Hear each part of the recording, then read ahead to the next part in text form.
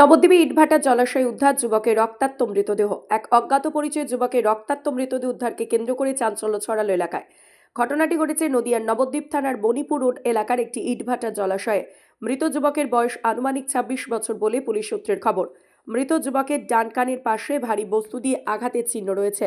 Police মৃতদেহটি উদ্ধার করে ময়না তদন্তের জন্য পাঠিয়েছে। মৃত্যুর কারণ এখনো স্পষ্ট নয়। এখানেই কি খুন করা হয়েছে, না কি অন্য কোনো জায়গা থেকে খুন করে মেরে ফেলে রেখে গেছে এখানে, তা নিয়ে তদন্ত শুরু করেছেন নবদ্বীপের পুলিশ।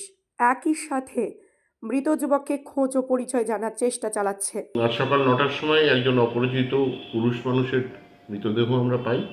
জলের মধ্যে ভাসছিল কচুরিপানার পুকুরের ভিতরে।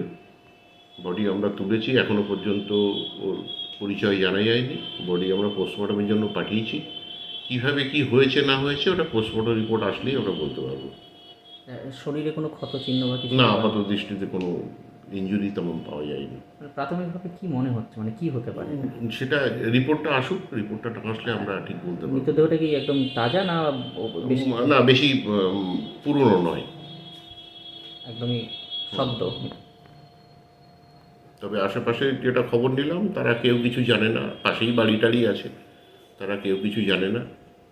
এখন দেখি সিসিটিভি ফুটেজ এবং অন্যান্য আমরা হেল্প নিচ্ছি যাতে বডিটা আইডেন্টিফিকেশন